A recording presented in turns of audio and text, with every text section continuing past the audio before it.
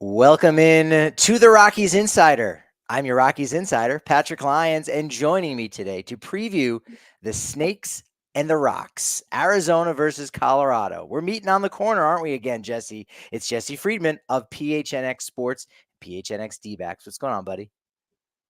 Hey, it's good, Patrick. Good to be with you. And Dbacks Rockies. It's been a heated rivalry for many years, and both teams, of course, in the thick of the playoff chase here. So should be a fun series.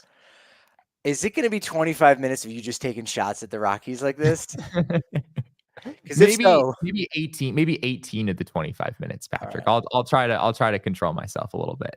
I'm just gonna have to take it. That's what it is. Yeah. Does it feel weird that the Rockies and Diamondbacks don't play more? Because it's just long enough where you kind of forget about the other team and it's not obnoxious. It's not so much, but at the same time, I feel like I've been used to that over the years. And it's weird. You go, oh yeah, that's right, the Diamondbacks, and oh they do have one more series, but it's still in about a month from now. Is it strange? Is it still hard to get used to that? I prefer it for sure. I felt for a while that when we were playing each team in the division 19 times, it just felt pretty monotonous. I mean, that adds up to if five teams in a division. You've got four other teams you're playing 19 times. I mean, that's 76 games. It's basically half of the season that you're playing against divisional opponents. And some of those division rivalries are very interesting, no doubt. I mean, like people love Cubs, Cardinals, or whatever, right? Like give them more of that. But at the same time, like D-backs Rockies or D-backs Padres for, the better part of the last decade, these aren't really marquee matchups or marquee series. It's just sort of like, yeah, we're playing that team again. So as someone who, watches basically all of these games, I enjoy having a little more variety. You're saying you're not intrigued by Angels athletics? What? I thought you're a baseball guy. Yeah, no, you're right. I think it's way better, right? So it's way better to have, the ability to play every team rather than, as you said, like half your games against the same four clubs.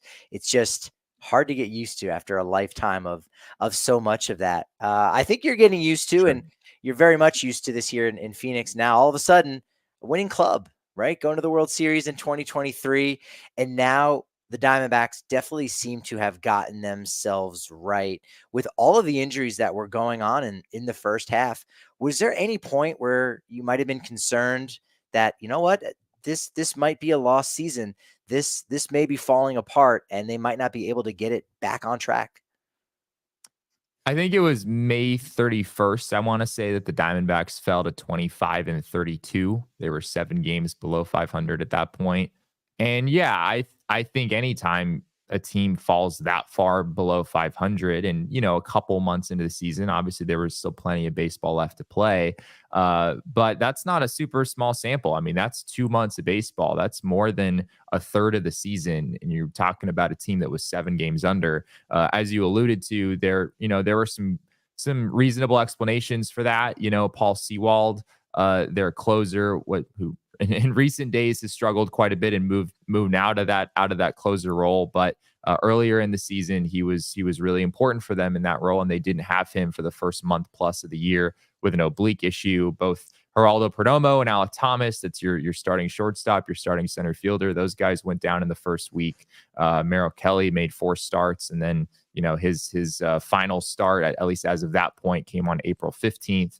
And Eduardo Rodriguez got hurt before the season started, and hadn't made a start until just a few days ago in Cleveland here in August. So yeah, there were some reasonable explanations for it. It's not like this was the exact Diamondbacks team that you drew up and they just weren't performing. But anytime a team gets that far out of the race, at least as of that moment, you certainly start to ask some questions about what the rest of the season would look like.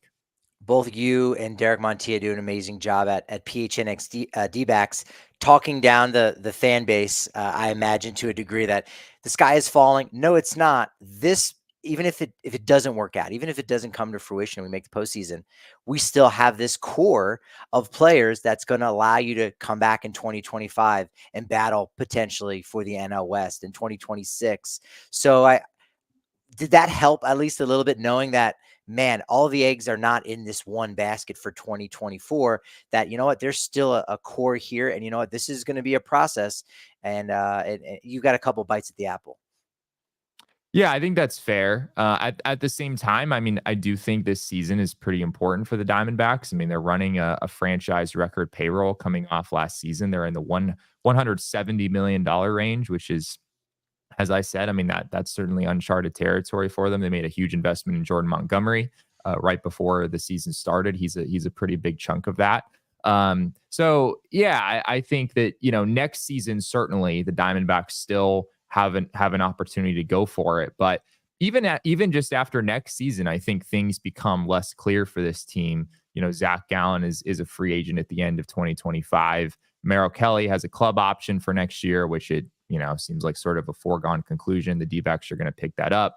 If those guys were to leave after 2025, then it becomes a pretty different team, right? I mean, Eduardo Rodriguez would still be there at that point. Brandon Pfaadt has really taken some strides. Figure he's going to be a big part of this rotation for a long time. But Zach Gallen and Merrill Kelly have meant so much to this team. Really going back to the start of 2022. I mean, that's been one of the better 1-2 punches in all of baseball. You think about not having that after next season, and you know, I think things look a little bit differently. Yeah, I want to preview this series and talk about Monday's starters. We still don't know who it's going to be for Colorado. Cal Quantrill, you see his name everywhere, but Bud Black did say over the weekend, no, they're going to push his start back until the Padres series back at home next weekend. So maybe it's going to be Bradley Blaylock making his Rockies debut after just one performance with the Brewers. He of course came over in the Nick Mears trade at the trade deadline, but his counterpart for the Diamondbacks, Brandon Pfaadt, for anyone that was watching the Diamondbacks postseason run, and I imagine most people paying attention to the Rockies Insider was doing that because, hey, they're baseball fans. They enjoy that. How has his first real full season, or at least the season in which all the eyes are on him and the expectations are maybe a little bit higher than it was when he was just a prospect? And you don't know, is he a prospect? Is he a suspect? After what he was able to show in October, I think the opinions of Brandon Pfaadt and the expectations kind of changed. He's going to be starting and getting the ball at 7:40 p.m. tonight, Mountain Standard Time. What's his first season under the bright lights, and you know, just with the expectations this year for the Diamondbacks? How's that gone? He was definitely one of the X factors for this team coming into the year. I mean, you look at his numbers from his rookie season last year in the regular season. I mean, I think it was a 5.72 ERA. And he did look a whole lot better in the playoffs. You're right. He was an enormous part of the Diamondbacks making a deep run. I think he had a 3.27 ERA in the playoffs, which is obviously outstanding pitching, you know, in a very, very high leverage situation. But you didn't necessarily know what it was going to look like. The Diamondbacks in the postseason, they protected Pfaadt a little bit, right? Like they weren't really letting Pfaadt pitch beyond 2 times through the order. A lot of his outings were pretty short. He's throwing between, you know, 40 to 60 pitches or something like that. So you didn't really know if it was necessarily going to translate to, all right, can this guy really be effective? Can he be the same level of dominant over 6-7 innings on a weekly basis? And the answer has been mostly yes. I mean, he got out of the gate a little bit slow, but here over the last month or two, I mean, Brandon Pfaadt has been really a stabilizing presence for the Diamondbacks in the rotation, especially with all the injuries that they've had. I mean, Eduardo Rodriguez, as I said earlier, just made his first start of the season with the Diamondbacks. Merrill Kelly just came back yesterday after missing almost 4 months with a shoulder injury. Even Jordan Montgomery, a big acquisition, as I mentioned earlier, he's really struggled this season and not been nearly what the D-backs thought he could be. Heck, Zach Gallen has missed a few starts as well. So Pfaadt has been here he's the only starter they've had who was in the rotation on day one and is still there right now. And he has a sub-4 ERA. His numbers, you look, especially over the last month or two, he's only gotten better. So yeah, I mean, it looks like this is a mid-rotation starter pretty clearly. And I don't think that that's necessarily a ceiling. It wouldn't shock me if we're talking about Brandon Pfaadt being more of a number 2. Heck, maybe he finds a way to be even more of an ace type at some point down the road. He's really made some significant progress in just a little over a year here in the majors. Leads the team in innings pitched, 137.2 point two. He's that X factor, as you said, coming into this year, and he's certainly delivered, stepped up, arguably MVP of the rotation, as you said, making all 23 of his starts. I wanted to ask, who's going to be the X factor during these final 7 weeks of the season to help drive them to another run into the postseason? And as you look at the rotation, you say, is it Ryan Nelson? Now, of course, 4.51 ERA, but second most innings pitched, tied for second most starts with Zach Gallen, with 20 games started.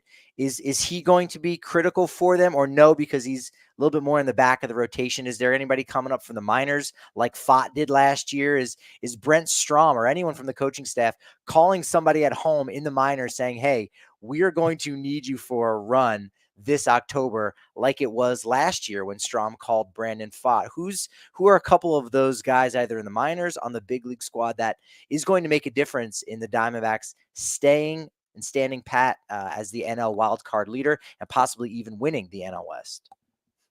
I think Ryan Nelson's a really interesting case. You mentioned him.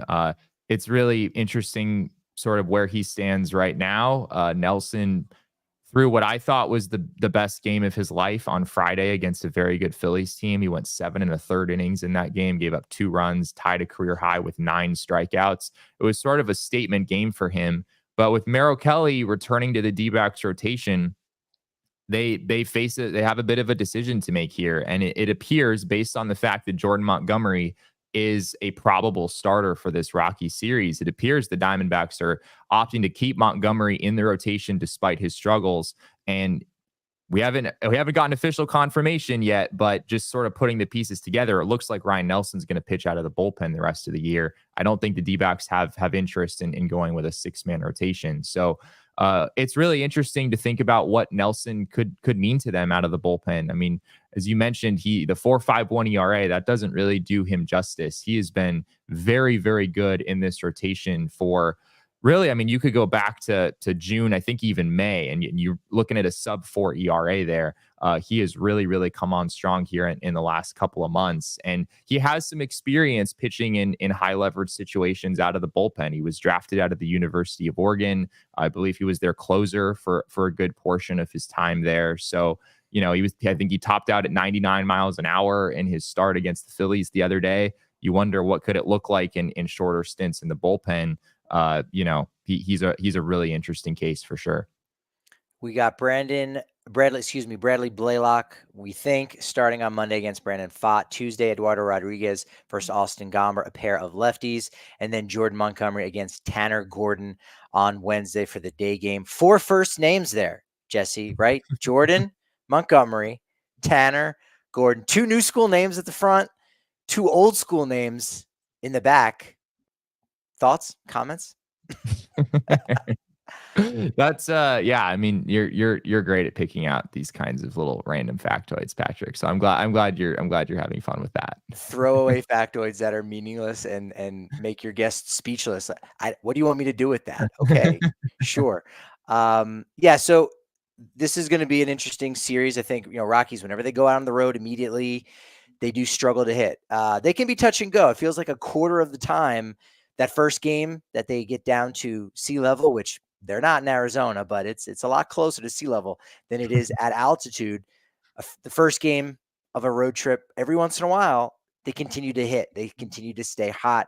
Obviously, the big 7-run rally in the 8th inning for only the second time in franchise history, doing that when down 6 runs or more. So they're hot right now. They just took that series from Atlanta. It'll be interesting to see what happens. But even beyond just the Rockies series, do you think the Diamondbacks have a legitimate chance at winning the NL West and taking the crown from the Dodgers this season? I think they do have a legitimate chance. I mean, is it something I'm gonna bet on? Probably not. I think Fangraphs has it at about 10% right now, Diamondbacks winning the NL West. But yeah, I mean, it looks a heck of a lot more possible than it did a month and a half ago. I think if you look at the Diamondbacks' chances of getting a first round bye as of, I think it was June 29th. I looked at this yesterday. It was 0.4%. And now that chance is right around 10%. So yeah, it's definitely come into play. I mean, the Dodgers have obviously I don't know if struggled is necessarily the right word. I think they're still playing about 500 baseball in the last month or so. But given how well the Padres have played, how well the Diamondbacks have played, and the Diamondbacks have won 21 of their last 27 games at this point. Yeah, it's definitely made things interesting in the NL West. And kind of as I alluded to, if you can get a first round bye, I mean, that's sort of the real prize here. It's not just a matter of winning the division. You can be one of those top 2 division winners, then suddenly you're not having to play, that 3-game series where you really feel like anything can happen in the wild card round.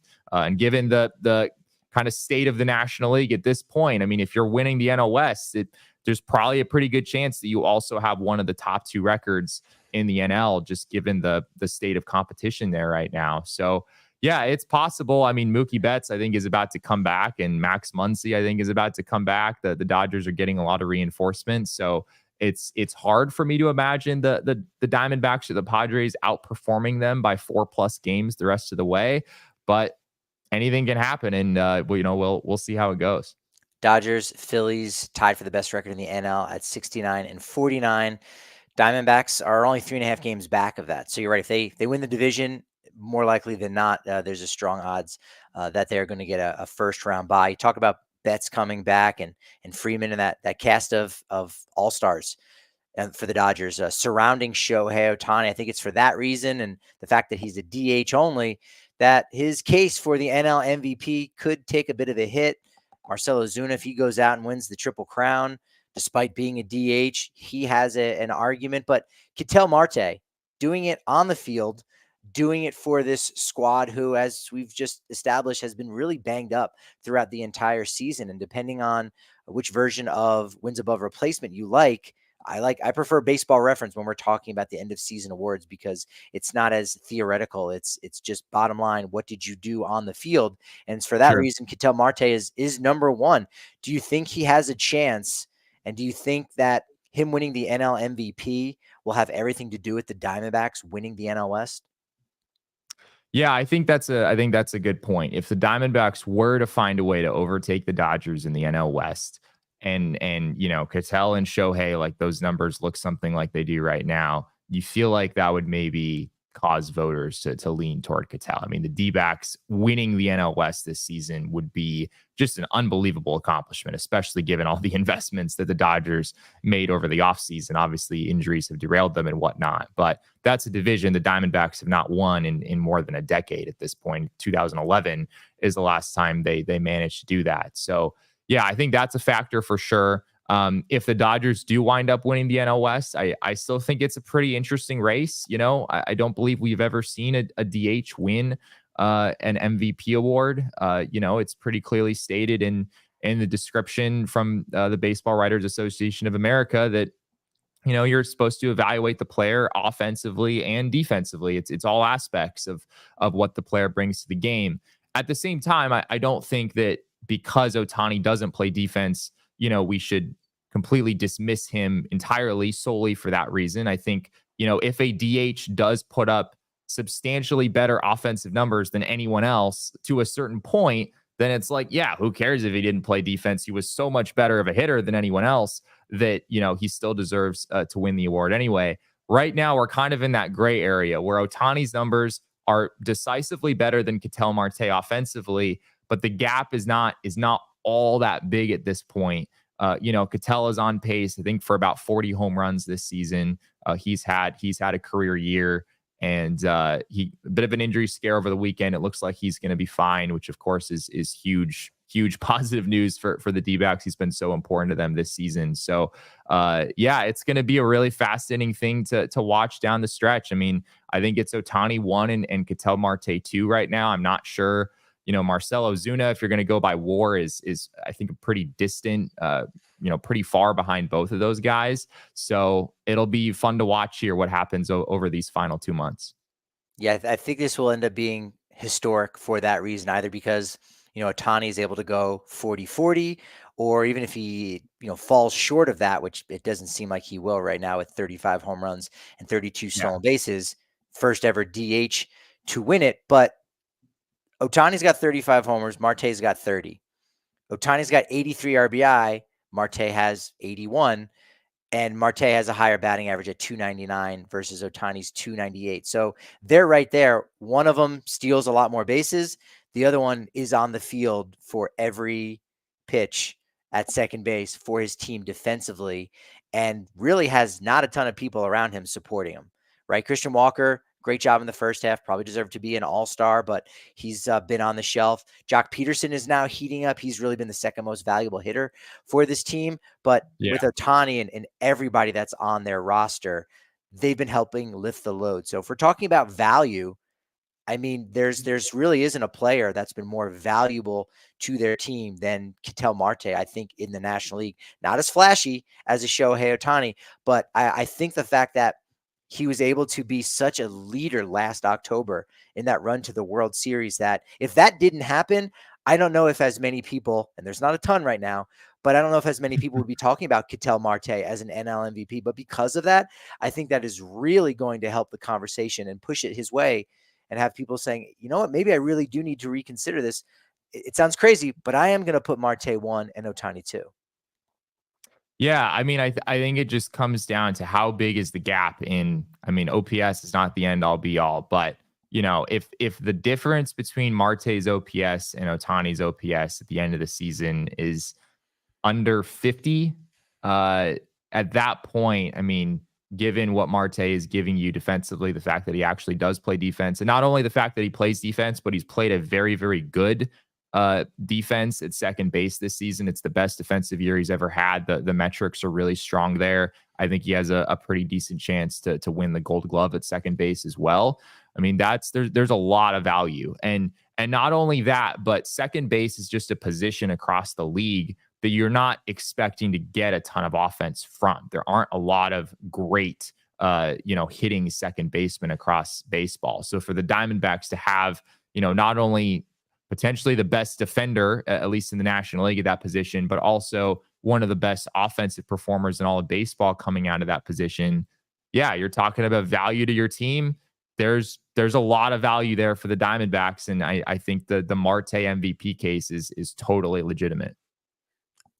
68 is the difference in OPS right now. So we're getting close Okay. to that 50 mark. And I imagine if Marte wins the Gold Glove and Silver Slugger and doesn't win MVP, I'm sure there's been other players that have won both of those things. But if you do that, if you're hitting better than any other at your position and you're fielding better, again, that's going to help your cause. He's definitely a slam dunk for top 5, even if things maybe, Yeah. just kind of level out for the rest of the year. Before we get you out of here, the Rockies as an organization, the fan base as well, in a lot of ways, they're really proud of the farm system right now. And I think they should be, because, there's a Yeah. lot of really great players. It remains to be seen if there's any superstars in that group. Maybe Chase Dollander. Certainly seems like Charlie Condon will be. And I think, creating very good everyday players is important to do. And I think the Rockies have struggled in doing that, but you need to have some superstar players as well. And I think that's one of the reasons why, when you look at farm system rankings, the Rockies aren't as high as other teams, because there's no guarantees. What is the Diamondbacks farm system looking like right now? I know that there's been some influx a little bit, with last year's trade deadline, and they made some moves this offseason. In general, what would Rockies fans be interested in learning about the Dbacks minor league system right now? Yeah, it's definitely there's not as much talk about the Diamondbacks minor league system as there was a few years ago, partially because, it's not quite as star-studded as it was a few years ago, but also because the major league team is winning. So people don't really care as much about what's happening in the farm system, frankly. But yeah, I still think the Diamondbacks farm system is in a decent spot. In terms of top 100 lists and whatnot, it's sort of Jordan Lawler and then everyone else. Lawler is still pretty widely considered to be a top 10, top 20 at least prospect across baseball. He's a shortstop that they took in the first round back in 2021 and has been injured for basically this entire season. It's been a really brutal year for him. I think he's played all of 4 games in AAA, if I'm not mistaken. So he's expected to come back in September, but I'm not sure he's necessarily going to play in the majors. He might just finish out the year, try to get some more reps in AAA and come back next season. But he is still widely considered to be, a guy you can stick at shortstop and be a pretty good hitter as well, potential all-star down the road, and also obviously close to the major leagues. Got a taste of the majors, in fact, toward the end of last year. Beyond him, there are still some interesting names. Drew Jones was a really, really big name when the Dbacks took him in the first round back in 2022. That hasn't gone so well so far. He has been hurt a lot this year. He's been healthy for the most part, but he's still down in low A, or I guess in single A. Visalia put up decent numbers there, around an 800 OPS, but he's not exactly shooting up the Diamondback system in the way that Jackson Holiday certainly has. He was taken one pick higher than Jones back in 2022. So he's a name to keep an eye on moving forward. He's an unbelievable defender in center field, much like his dad. I think he's pretty much a sure bet to be a very, very good defensive player. It's just a matter of, is the bat going to be viable enough to play in the majors? And there's still some pretty significant mechanical adjustments that I think need to be made there. Outside of those two guys, most of the Diamondbacks, the players you're maybe going to get excited about in the system are at the lower levels. They've had some players that they've signed as international amateurs in the last couple of years that I think are interesting. Guys closer to the big leagues, Yumin Lin, a starting pitcher. He's a name that's floated around for a while. Also missed some pretty significant time with injury this year. He's a name to watch moving forward. There are other guys that I think could contribute to a big league team here in the next couple years, but it really all goes back to Jordan Lawler as being like, this guy really could be a star here in the next couple of seasons. I'd be remiss if I didn't mention, because this is a guy that's probably in the back end of the top 30 prospects in the 20s, and yet his debut has been quite auspicious. Adrien Del Castillo. I have an affinity for him a little bit, because when I was previewing the 2021 draft in 2020, I looked and said, hey, you know what? He might be a guy for the Rockies to end up targeting out of Miami. That never happened. He ended up going to college there. But yeah, talk a little bit about, if you can, his debut and just what his first week has been like in the majors. Yeah, it's been wild. I mean, Adrien Del Castillo has played 3 games, and I believe he is 7 for 12 to start his big league career. He just had another 3-hit game yesterday against the Phillies. He had a walk-off home run on the first pitch he saw from Jeff Hoffman in Friday's game against the Phillies. Hoffman, of course, was an all-star, a very, very good back-end reliever. Former Rocky. And also, yes, Rockies legend, absolutely. And yeah, Del Castillo, granted, it was a middle fastball, but that was the first home run of his career, and you can't really draw it up any better than a walk-off. And yeah, he also has, 2 doubles. He's drawn a walks already in these first 3 games. So he has been huge for this team. I mean, Gabriel Moreno is going to be out for a while with a groin injury. We don't know exactly what his future holds. There hasn't been a firm timeline given there, but Del Castillo stepped right in and made it so that the Dbacks really haven't missed a beat in Moreno's absence. I thought his calling card was more defense than it was with the bat. Is that right or no? Del Castillo, I think it's a bat first profile. I would say he has made significant strides defensively this season. I think there were some questions about his ability to stay at catcher entering the year, but the receiving has gotten a lot better. The Dbacks have really liked his work behind the plate. The framing, I think, has improved, framing and blocking. His ability to throw out base runners, not really a strength, but I think he's gotten to a point of being at least viable there, where teams aren't going to totally run crazy off him. So yeah, I mean, he has been everything you could have possibly hoped for, much like Josh Bell stepping in and helping cushion the blow of losing Christian Walker, who's out with an oblique injury right now. Adrien Del Castillo has just stepped right in and, been a very, very good offensive player. Obviously it's just 3 games, but he had an OPS north of 1,000 in AAA. He was having a really big season there. So, it's probably not going to be a 1,600 OPS or whatever it is right now moving forward, but he has a chance to stick in the majors as a pretty good left-handed bat behind the plate. Well, that's one of the storylines to definitely keep an eye on in this Rockies Diamondbacks series. If Brenton Doyle can possibly take advantage of the rookie on the base pass and get himself a little bit closer to 30 bags. Jesse, thanks for joining me. Go ahead and plug away. Let folks know where they could find your awesome work. Definitely the Rockies Insider and Patrick Lyons stamp of approval. Jesse Friedman, plug away. Yeah, you can find me on Twitter at Jesse and Friedman. I spend entirely too much time on the platform, so pretty pretty much always over there. Yeah, we also do a Dbacks podcast 5 days a week. You can find that at PHNX Sports on YouTube. We also have a Twitter account for our podcast. It's at PHNX_Dbacks. My writing you can find over at gophnx.com. And yeah, Patrick, this was fun. It should be feels like a trap series a little bit for the D-backs. I feel like I just got a text message, someone asking me, is this a trap series for the D-backs? I don't really fully understand exactly what trap series means, but a 3-game set against the Rockies team that just took 2 out of 3 from Atlanta and is, riding high from an enormous 6-run comeback in the 8th inning yesterday.